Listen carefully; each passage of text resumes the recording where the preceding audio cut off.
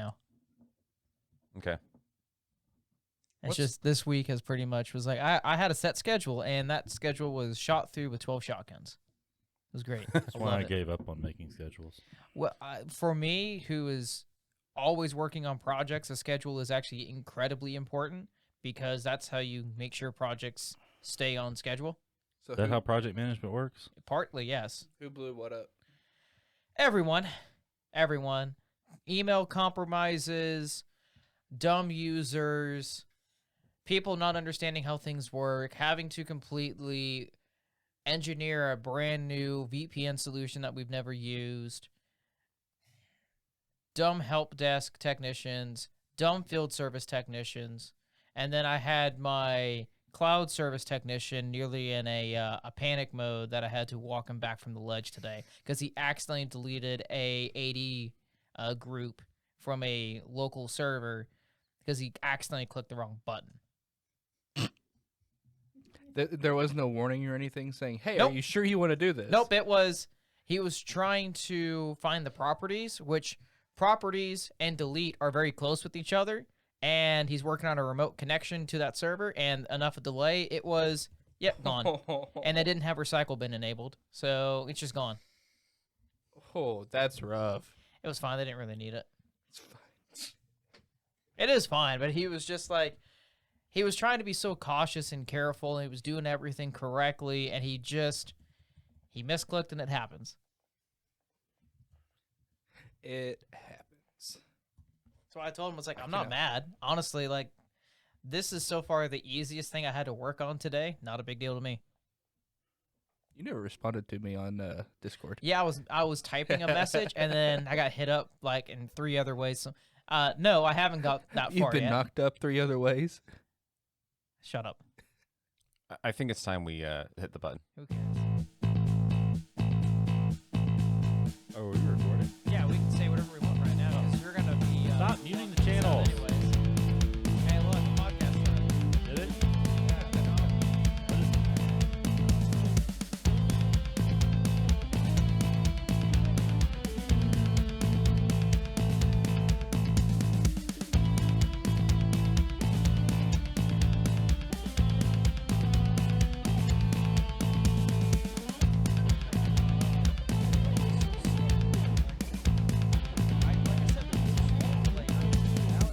What did you guys do to my network? I- Steven, I what are you connect- downloading? I connected my old laptop to it. Does that? Did you let in the Russian hackers already? We are like 2 minutes into this at most, and you No. already compromised my That's network. impossible, Jonathan. I'm using a Mac. Okay, so we just did the music. What comes after the music? Welcome to the Hostility Morning Podcast. I'm your host, John, joined you today by... Matthew. Ian. Nathan. Steven. My team is still not in dark mode. Listen, doesn't know his own it's name. because you're on a Mac. I told you, Macs natively just don't like Microsoft. And Teams is a Microsoft product. It's That the was other way around. It's the No, other way no, around. it's not. Microsoft natively doesn't like Macs. To be fair, Microsoft doesn't like anybody that's not themselves. And even some days they don't like themselves. Why can't I'd say most days they don't like we be themselves. It friends? depends. Why can't we? What? Unless you're in QA, then they really just don't like you no matter what. Well, that's just an expense. They don't know what that is. That's true. They did get rid of that. So, user horror stories. Who's got one? God. I think Okay. you should go first since he yelled about it last time. It's gotten better, but Speak into your microphone. it has gotten Ian. better. You got to speak into the microphone. But okay, I started a project a month ago. Right at a month ago. Got brought onto this project.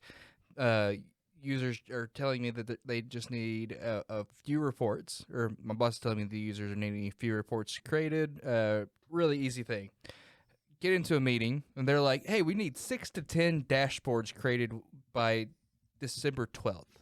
This is at this point 3 weeks to the due date, and I haven't even looked at the data yet.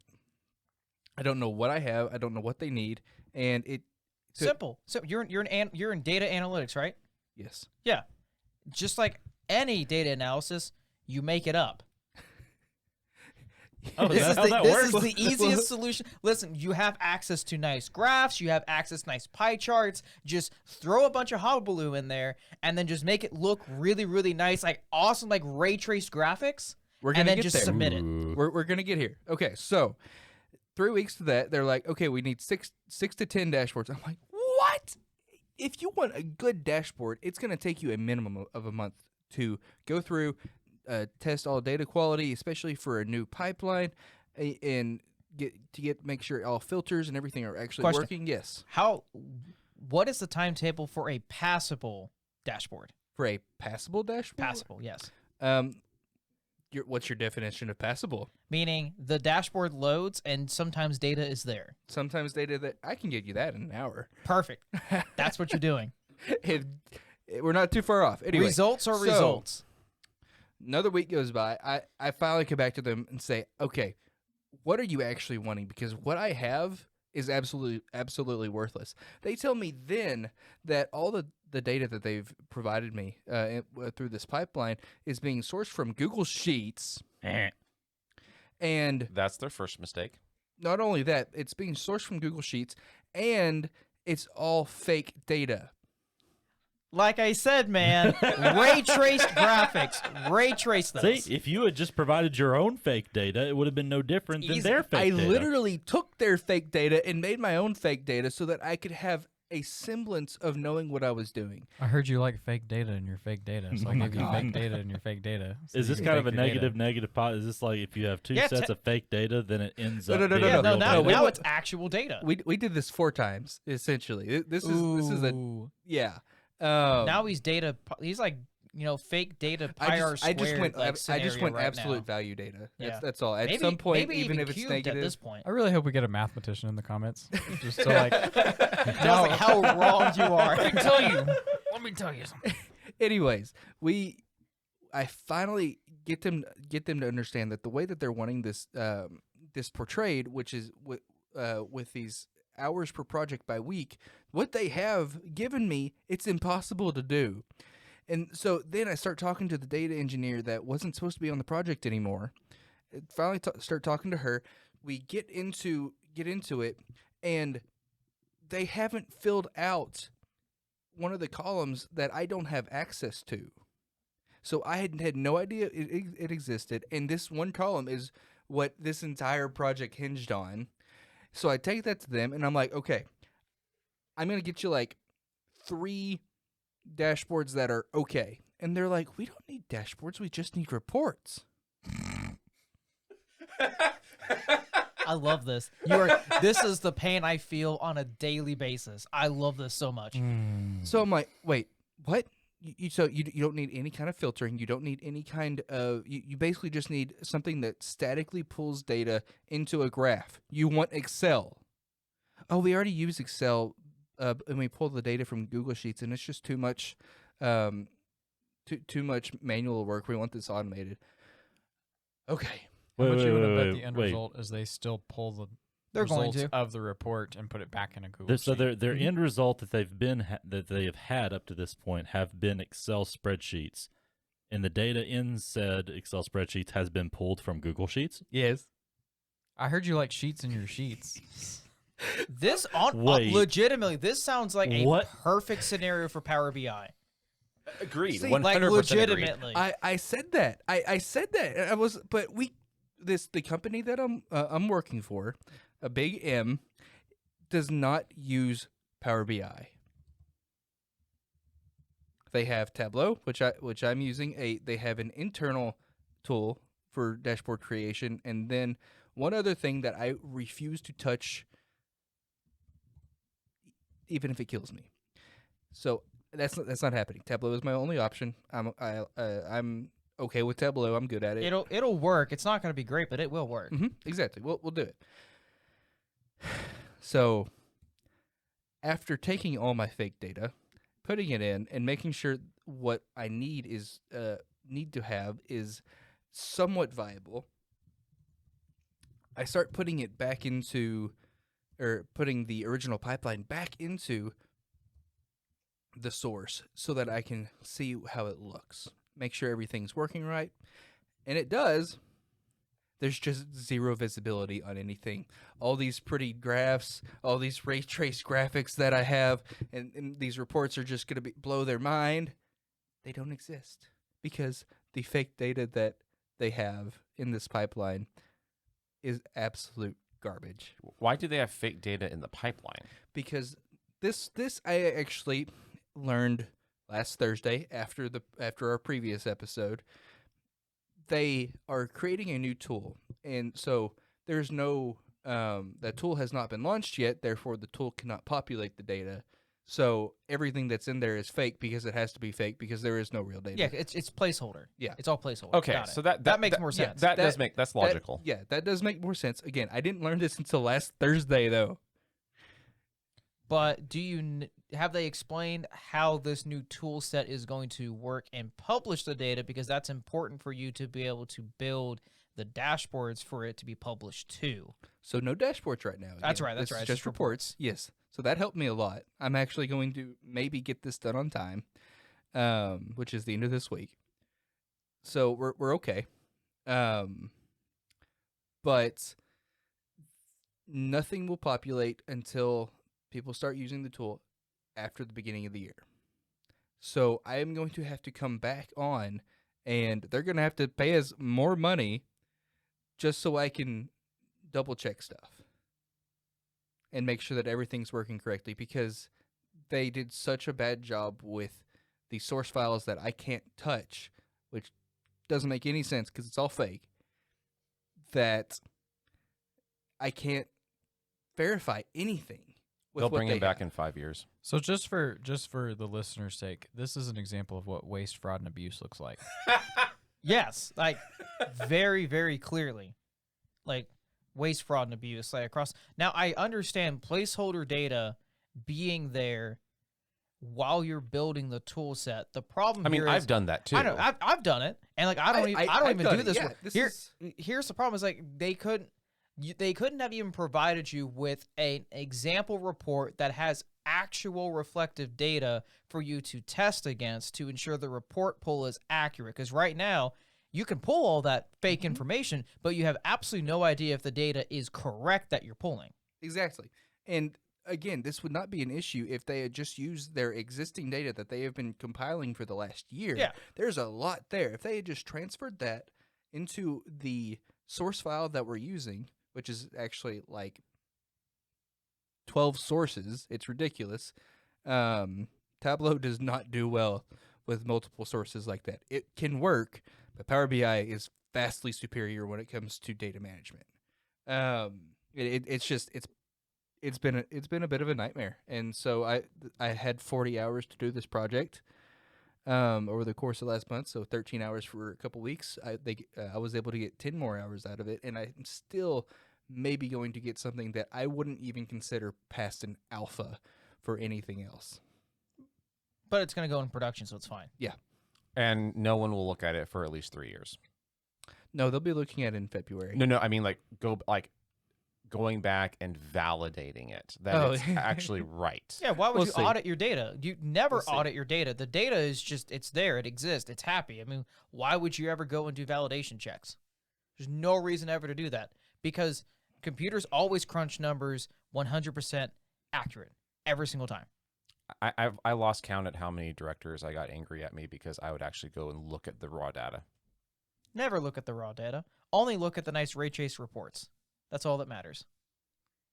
Look how clean that pie chart is rendered across the screen. I guess my user complaint really wasn't a true user complaint. It was a client complaint, but they're the ones Clients, using it. I know. Therefore, they're the clients are user. made up of users. Yeah. Same No, difference. your point of contact at the client is a user. So, yeah, that counts. Oh, I also had one of them at a very large tech company tell me that she was tech illiterate. So there was that too. Hey, it's fine. We Why work would for a you technical company, ever- and we have plenty of tech illiterate Why would people. you, if you use a computer every day, why would you ever properly learn how to use that computer? That is mind-boggling to me. You sit down at it, you log into it, you exercise tasks, and then you leave. That's all you ever need to do. Why would you need to learn how to, I don't know, reboot it, or read the error on the screen, Or, I don't know, use any common sense while you're on the computer and not click on every link that shows up in front of you in your inbox. Guys, computers have only recently been introduced into the workplace. Oh, I People, forgot. this is only a recent development. People haven't been using them very long. It's understandable. Well, I mean, obviously. especially since people have been now able to take work computers home. It's a new. Again, it's like adopting a pet into your house. They have to adapt to your surroundings and get comfortable and get some clarity and understanding. And then you two have to have another bonding moment because it's a new environment. I get it. I completely understand. The absurdity of that statement is how accurate it is. Can we have computer wellness checks?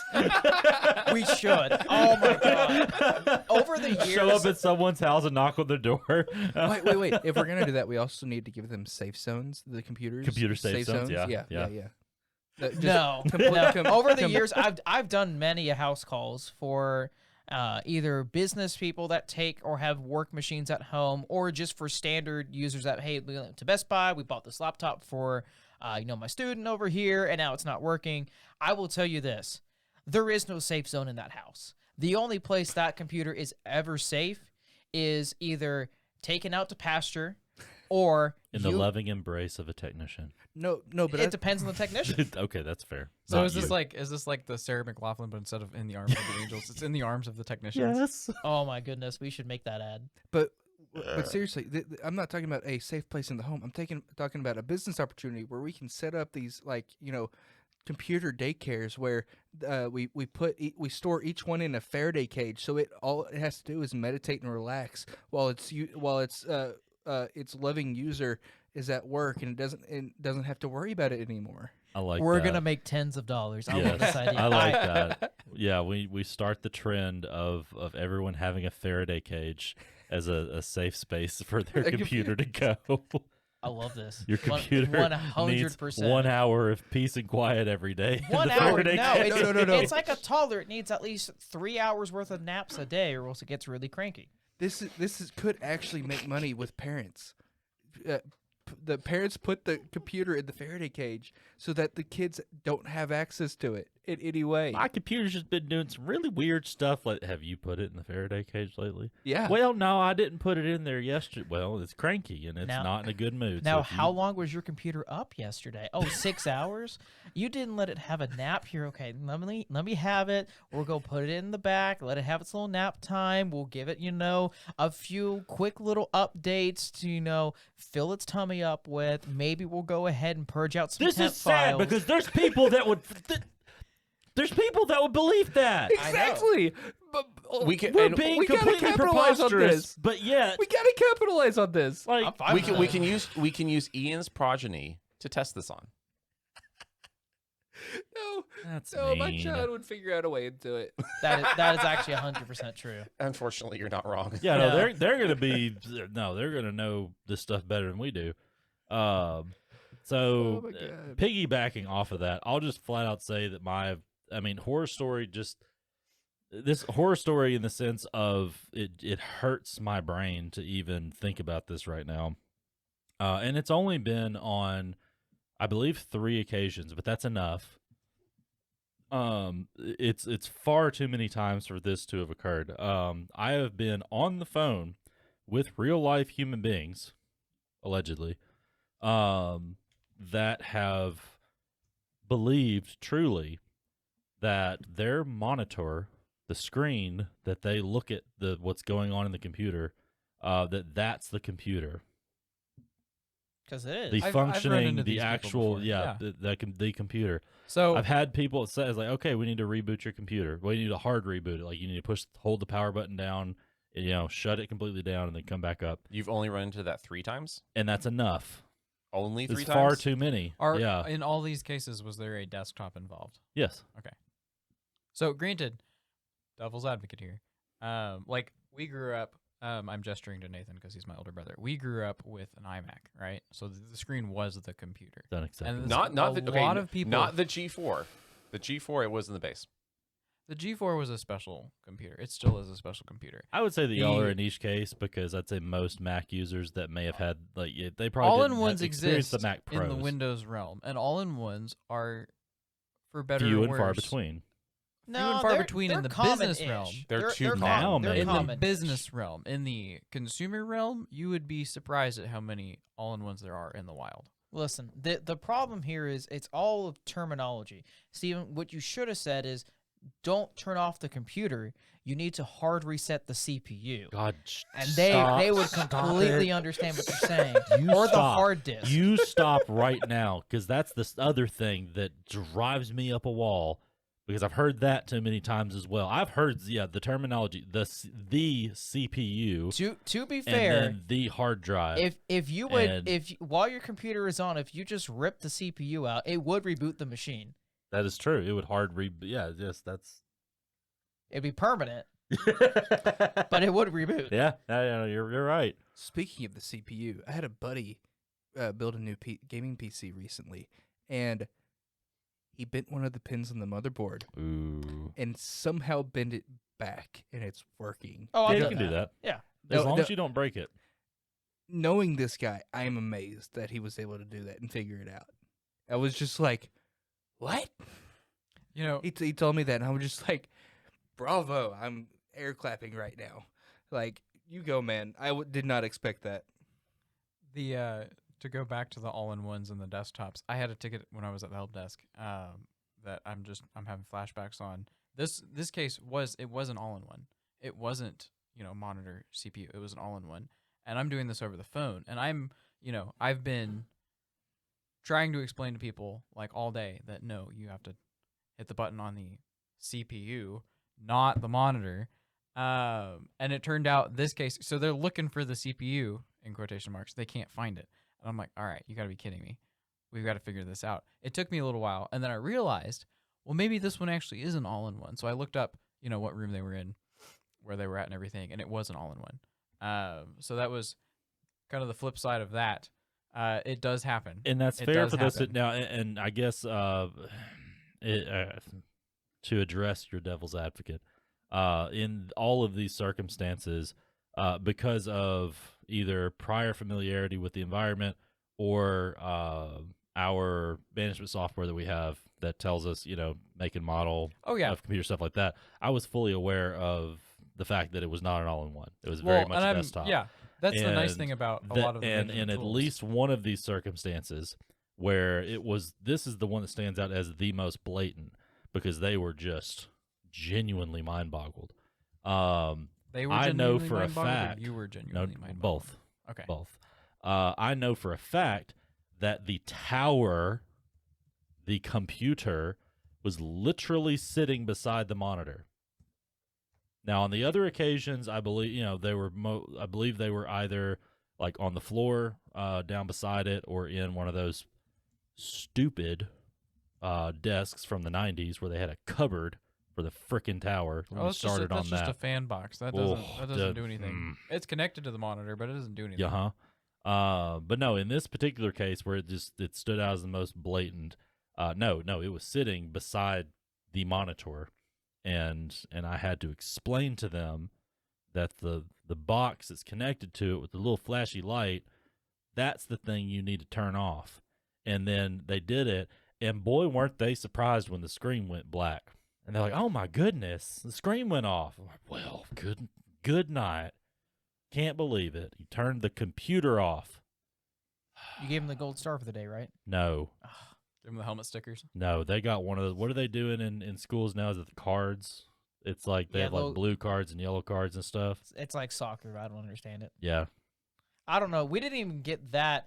You had y'all got in timeout for that one. no. That Well, just- yeah, we had timeout. It was either you sit there and you learn, you go out in the hallway, or you get down to the principal's office. No. This was John actually was a very valid acquainted with the circumstance. principal's office. This was a valid circumstance for the good old write the phrase on the whiteboard 100 times. Mhm. Yeah, this was a valid circumstance for that.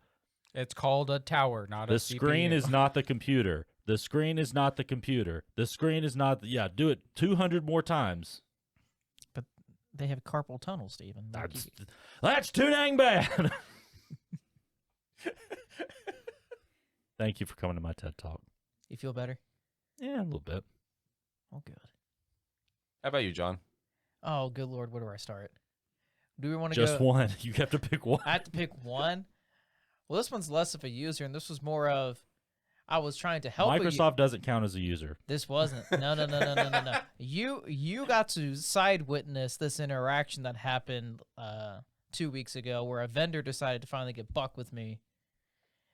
Okay, tell the story. The because of a vendor user. still doesn't technically count as a user, but I'll allow it. This is Oh my goodness. So we have a mutual client that they decided to let us know, hey, our email was compromised. How'd they know this? Well,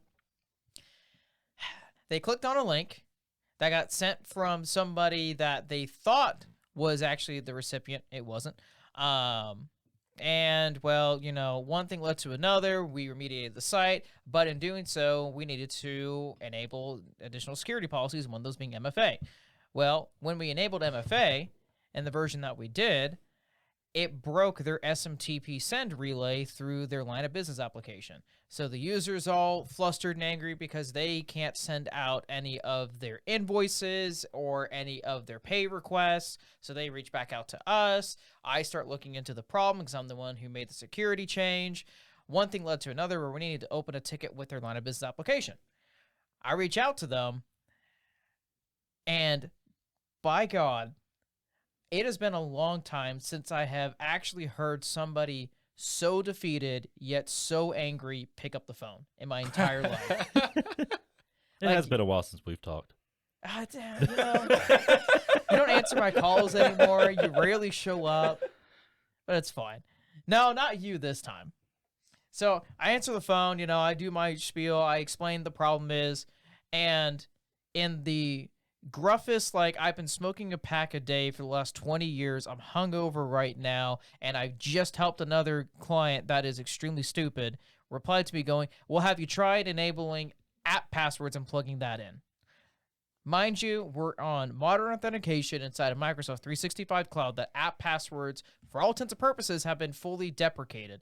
Yes, if you technically have a premium P1 or P2 license, you can technically still do app passwords, but those eventually will go away, so it's not a long-term solution. Hold on. Are you saying at passwords? Or? App, APP, like application. Application-based passwords. It is, for all intents and purposes, just like you having a passphrase to get into your computer or a PIN code to get into your computer, the application password is another version of authentication that you can use for apps or applets to allow them in without physically logging in as that user. So it's pretty much think of it more as a proxy password, where it still completes the handshake, but you're not actually getting into the account. And Microsoft is getting away from that. Correct. Okay. They're not very secure. So that's why they're going away. So I explained to him that's not possible. We're on this version of 365, which is Azure AD free or Enter ID free. That's not an option for them. We need to use modern authentication via SMTP impersonation, where we actually set up a SMTP relay via their static IP address on their public side. What's SMTP? Oh, good Secure Lord. Manual No. Transfer Protocol. Yes, sir. One sentence. What is it for? It is the protocol used to send email from an application. So it's email. Yes, it's email. Okay. This is all email. Everything we're talking about, for the most part, is email. Okay. That's what's broke. So I am on the phone. Vendor's getting buck with me because I'm telling him accurate, real information. He is not believing this information and throwing back, well, I just helped such and such do the exact same thing. I set this up day in and day out. I'm like, cool, buddy. Well, guess what? You're about to going to have to redo all of this in the next, couple months or so, whenever Microsoft flips the switch off. So I'm giving you the heads up. You're welcome. But to the point where he straight up told me, well, there's nothing further we can do. You need to stand up a third-party SMTP relay, point it to our system, then point our system to 365, and it'll work. And then he hung up the phone. He hung up. He hung up on me. Oh. Wow. I haven't had someone do that to me in a very long time. Fantastic customer service. Yes, it's fine. I called him back, went to voicemail, left him a not great voicemail, sent him an email with all the same information, articles cited, screenshots of the tenant showing everything. His reply back was, well, I guess we can't help you at this time. Set up the third-party SMTP relay, which I then replied, So you're telling me here over the past 8 years, Microsoft is making you aware that this feature is going away. They're moving to this new modern platform. You guys never did anything? They never replied. Why would they do anything? Why would you? If it ain't broke, don't fix it. Even if it's on an old deprecated platform, keep it around. It'll still work. It's fine. Everything's fine. Microsoft never sunsets anything. Yeah, never. It's fine. We upgraded their licenses. We ended up adding that account as a service account, removed it from the MFA policy, and now it works perfect. Hey, to be fair to Microsoft, they are not as bad as Google at sunsetting stuff. Google buys a company and then it just immediately the next day is like, we don't want it anymore. Bye. Yeah, Google DNS anybody that they just added like here's a bunch new awesome like domains you can put on the end like not .net but .tech .zip .zip and all that. Oh yeah, one month later. Oh, by the way, amazing. It was the dumbest thing ever. What are you talking about? Google just works. They do things. They're so innovative. They don't ever half-bake a solution, put it out to public, and then kill it, a short time later. Never. As long as you just do whatever Google says, you're fine. Not even that. There's totally not a website that follows every single deprecated service Google has ever done, and it's definitely not in the hundreds. The one that I was the most sad about was actually Stadia. Stadia actually worked well. They didn't have a great business platform for it, and they definitely didn't market it well. But the Stadia controller itself was one of the best controllers on the market, and it was the best streaming platform for games I believe out there. And I will fight you because the best controller on the market ever is still the Steam controller. I'm here with John. Everyone can tell me I'm wrong, but until you have actually dedicated just for 1 week. Use the Steam controller and then come back and tell me it's a bad controller. If they would make a Steam controller 2 that has the 4 back buttons instead of just the 2 that the original Steam controller has on it. Change up the grip, yeah. Put the new back buttons. Change the haptic feedback on the touchpads. Make it a little bit more like the Steam Deck, just a controller. Oh my gosh! It sounds like a lot of complaints for the best controller out there. No, honestly, it's a phenomenal controller. It was ahead of its time. Very much so. So then, since I haven't actually used the Steam controller more than like 2 hours before, I will put the asterisk, the best standard format controller. That's fair.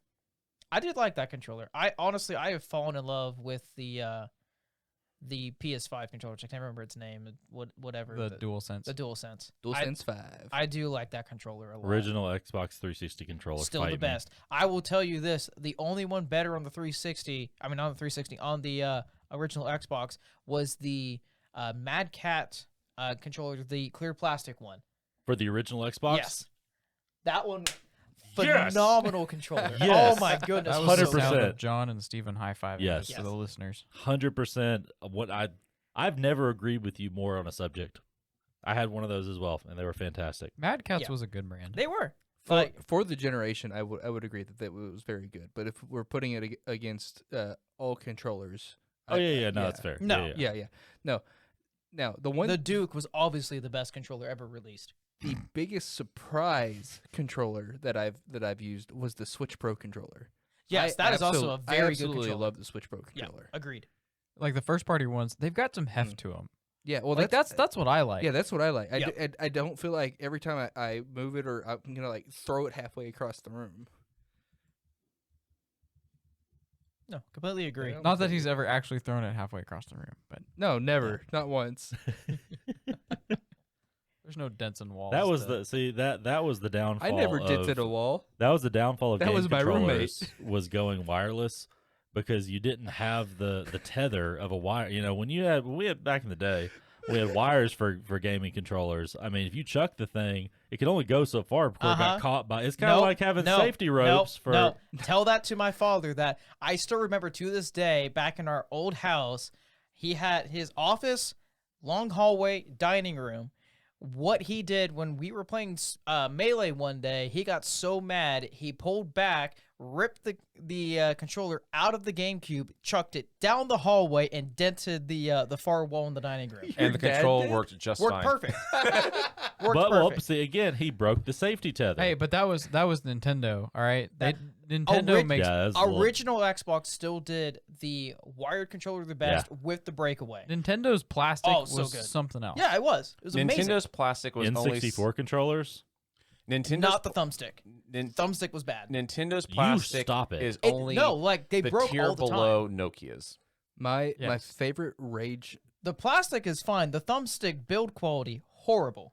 You were What are we talking apparently about? Here? using it wrong. And the N64 thumbstick, it's bad. Oh, Oh, the center rubber one. on it, yeah. Not just the rubber, just the stick. I back think in you general just had a was too bad strong of a because thumb. no, like it. That is the thing. Seen If you how skinny it if is? you actually There's go no muscle on there. the It's used just market, thinner. I, thought you I were heard talking that. about I the hate you. thumbstick. I didn't know you were talking about John's thumb. I hate you so much. No, but when you're buying used N64 controllers, how tight the thumbstick is something that you actively check because, again, if you grew up in the 90s, you went to McDonald's and you tried playing okay. N64, and the thumbstick, like you take the controller, just flops around. Oh, you okay, can't do okay. anything. You're talking. Yeah. All right. Oh, sorry. You're talking about the spring or the resistance in the. I thought you meant literally the peg snapping off. No. Okay, no, okay, no. okay. All right, we're on the same That page now. I actually have seen that once, but it didn't snap. Well, it did snap off. That's because the dog chewed on it first, and then when we used it, eventually You'll broke, get but that that's on those fine. big Yeah, it's jobs. fine. My No big deal. favorite game rage quit moment was a buddy of mine in high school. He's a year older than me. He had a PSP, and he was playing Tekken, one of the Tekken games. So Street Fighter type, and he lost. And he was on the other side of the room from me. He lost, and I just goes, "Ah!" Smack. He headbutts the PS5. It snaps PSP. it in half. That's The Wait. console. which generation of PSP was No, it? sorry, PSP, not PS5. I said PS5. It's, Oh. it was the first PSP. Oh, the Fats, the 1000 series. yeah. God, those are thick boys. That's what I have in the other Oh. room. He headbutted it. He headbutted it, Golly. snapped it in half. Wow. That's I'm impressed. impressive. I'm really impressed. Almost as impressed as Nathan's horror story. See, right now, Under the bus. my horror story is probably keeping you all on track for this episode. Nah, that's not that hard. Good luck with that. We can Okay, make We've it only hard gone to down say. like four can tangents. we amend the category to not necessarily user horror story, but just user incident? Yes, that's fair. Could you provide a user incident example for us? Oh gosh. Give know us you an have a incident few. report. Oh gosh. Hey, what's the AAR on this? There was His brain's working like it needs AARP right now. the you're not wrong. You're really not wrong. This is what sleep deprivation will do for you. And I typically get at least some sleep. As the father of 2 children under 2, I understand this. You get a pass. The rest of us really don't. Blink twice if you are still okay to drive. Oh, I'm good right now. We actually got like 7 hours of sleep last night. Oh, It was wow. amazing. Whoa. That's actually Consecutive really or in chunks? Oh no, it was in chunks. So Cumulative. my favorite, so this isn't necessarily a horror story. Back when I was doing help desk, my favorite calls were I would be on the phone. We would have the quote unquote clients support because I did not do direct computer support. I was supporting a platform that companies used to interface with my company. And so it was not uncommon for the other company's tech support to call in with the person that had to call us because we would only work with certain account holders. And so like for you all, your client would say, "Hey, we have to deal with this company. Can you call in with us?" You'd be like, "Sure." And then I'd be the one to answer the phone. The fun ones, and I cannot think of a specific example at the moment. It was a long time ago. I've blocked a lot of these out. But Fair. the fun ones were always when the client was a total moron and their tech support had been doing it long enough to where they had mastered there's this tone. Now, you all correct me if I'm wrong, but in my experience, tech support has developed a tone of voice that can only be recognized by other tech support. Yes. There is such a thing as the customer service voice. Yes. And it was always fun having conversations with them, with the client on the phone. And it's just like not even veiled disdain. But the disdain is being spoken of on just a slightly separate wavelength. That's just separate enough. That's just out of phase enough from the idiot on the phone that you can have, that we are able to have this conversation and fully vent our frustration. Well, not fully, but closely vent our frustrations with them on the phone. Mastering the mute button while you're on the phone is the best thing ever. Yes. So, But real yes, quick, no, this is basically what you're describing is because I can attest to this personally. I have this. I know exactly what you're talking about. It's essentially having a client long enough who is of this demeanor, caliber, whatever mentality. All the above. Yes, it's having them long enough to where you learn the borderline, you learn that threshold of where their ignorance exists and where it ends. So when you're dealing with like other tech supports that understand you and like that y'all can speak like this like you're talking about, which side of that line to stay on, where you can basically talk crap about them like blatantly, like they're on the phone and they won't know what you're talking about. No, I know exactly what you're talking about because I Yeah. was just about to say one of the best things to do in these situations is to take that next step up from just absolute base level. Everyone should understand language to the level one help desk tech support of you don't know what I'm talking about, but we're going right over your head. Yeah. My goal actually in my career is my goal in my career is to eventually move into a position where I literally don't have to talk to a user ever again. But one of my goals, just small personal goals, is that I get to speak to another technical service representative about a even pseudo networking issue. And I would love to be able to use the term and them understand what I'm saying, a layer 8 issue, and have that moment with them while the client's on the phone, and the client and just be like, "Oh yeah, y'all think it's a layer 8? Okay, yeah, all right, whatever y'all need to do to get the layer 8 issue fixed. I mean, that's fine. You're fired. so just whatever we need to do, you say." The amount of times of just firing a user solves my problems is incredibly high. Incredibly high. But okay, now the issue with that is if you do it too often, you're gonna just replace the one you fired with a worse. User. It That's very much a depends. If I get to possibility. hand pick the user, then I can mold them. I can shape them into the user I want them to be. John, you can't touch every client like that. It's invasion. so Don't like how you phrase that just at all. just to make sure that this is on record, right? The official show position is stupid until proven intelligent. Yes, it always has been. Like my stance for a very long time is everyone is stupid until proven intelligent. That is actually something I had on a sign at a previous job, and it was great.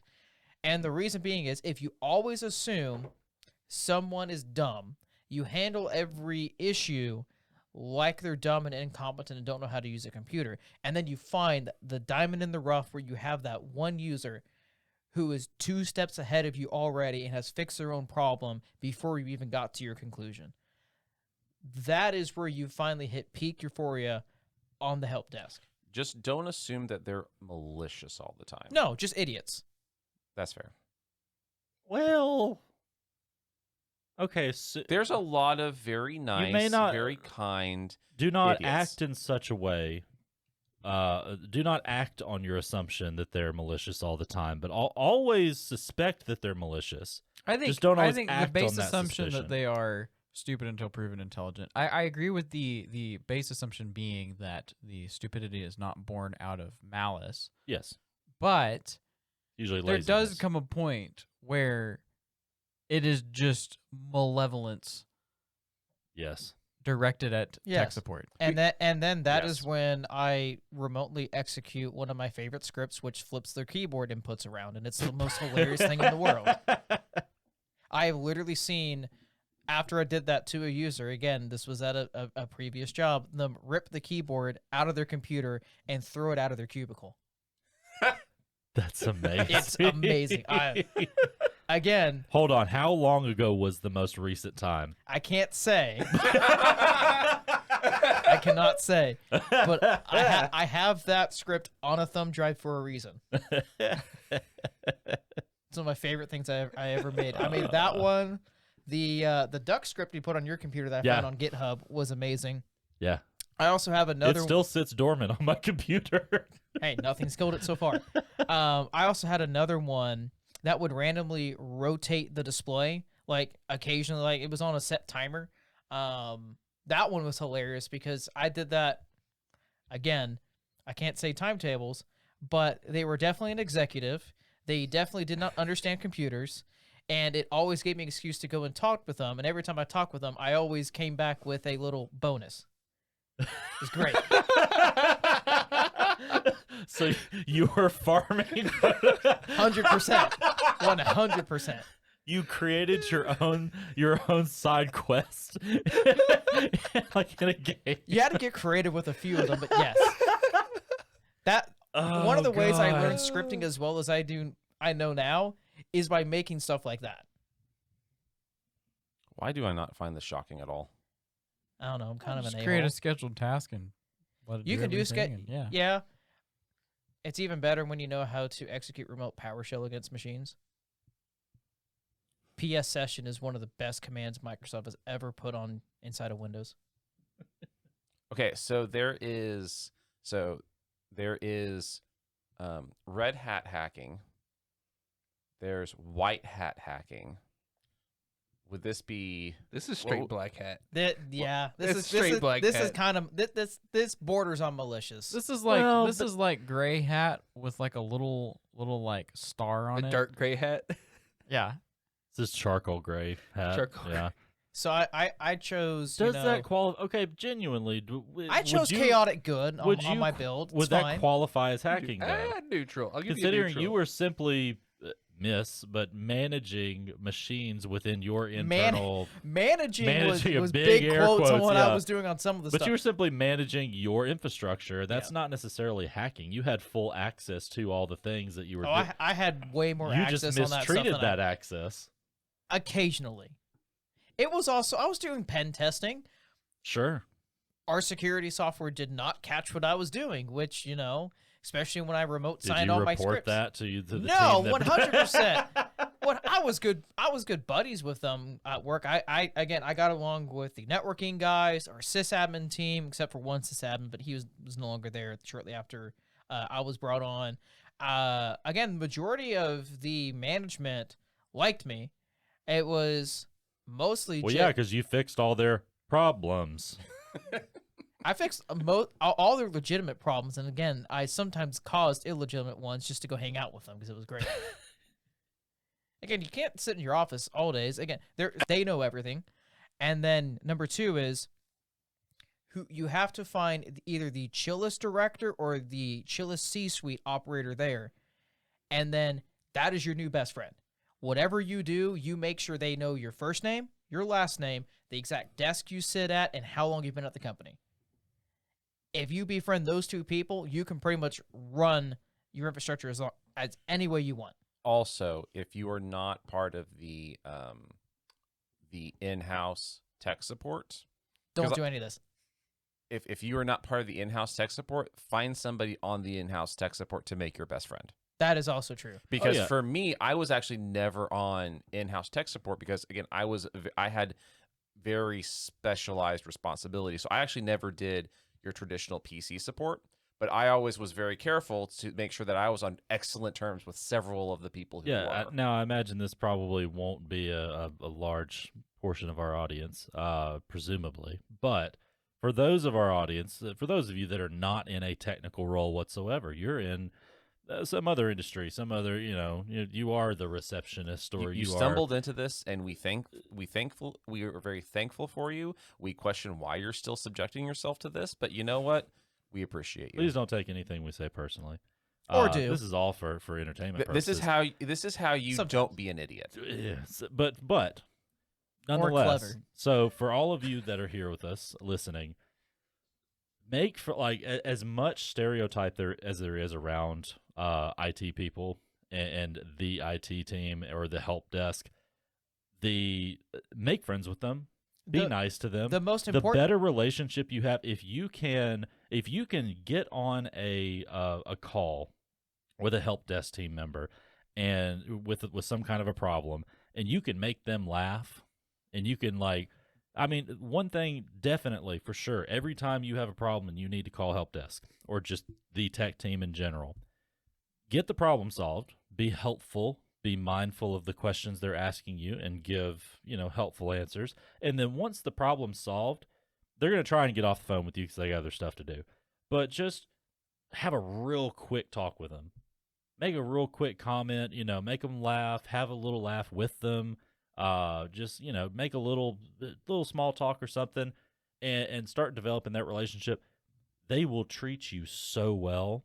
You will become the favorite user. 100%. And you want to be the favorite They will user. fight over you. You want my gold star. Legitimately. If you get gold stars and you like your name starts getting circulated around the help desk as like, oh my gosh, this user's so easy to deal There's with. 2 reasons why They your will name fight be over you. circulated. Your ticket will go to the help desk and they will fight over it.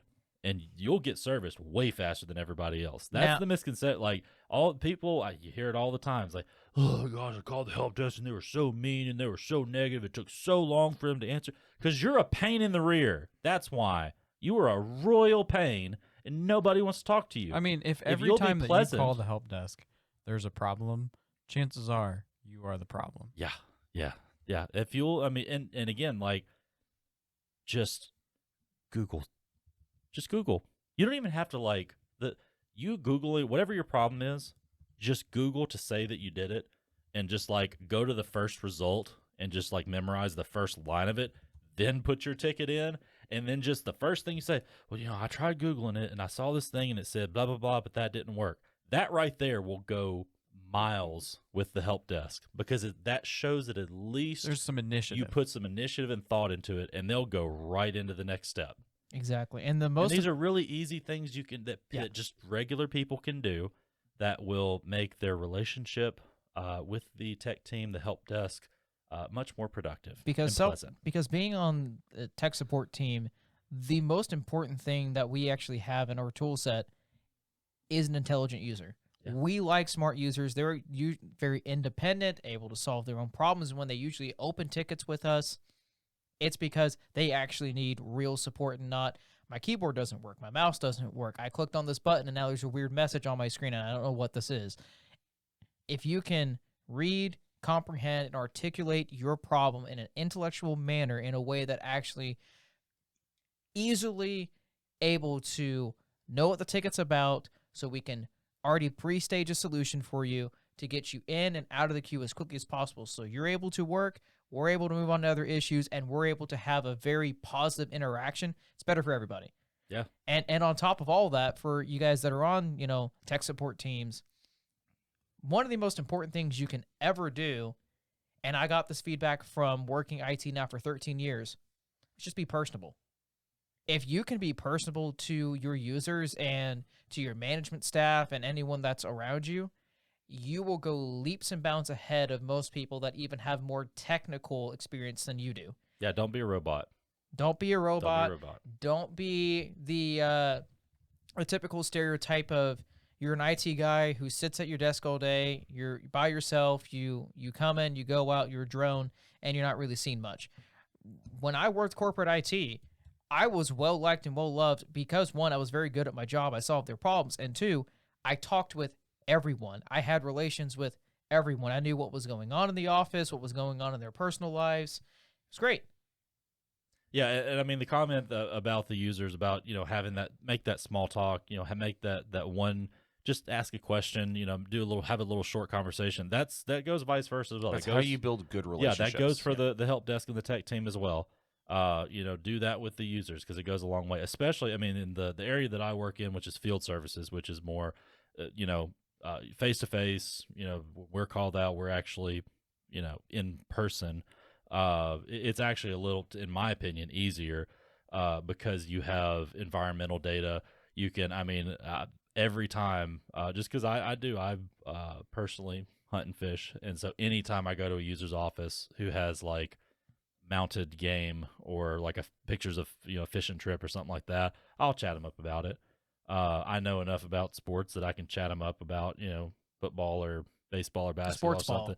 Yeah, Sports ball. and I mean you don't have to like become best friends, but like you just chat, make that small talk. Just have a working Make relationship. that That's all that connection matters. with an interest that they have, and heck, Be known, be seen. you go to the receptionist desk and they have a picture of their dog on their desk, and if you halfway like dogs, talk to them about their dog. That's one of our point of contacts at a yeah, and sometimes you'll find out they have 2 cute little wiener dogs that they dress them up in little elf outfits every Christmas and take Christmas Christmas pictures of them. Most adorable things ever. yeah. If there's a absolutely. picture of a cat, though, just throw it in the trash because that's all it's worth. And on that note, On that terrible bombshell, I guess we got to end this because Nathan says we have to wrap it up. yep, I've been your host, John, joined here today by Nathan. Matthew. Ian. And Steven.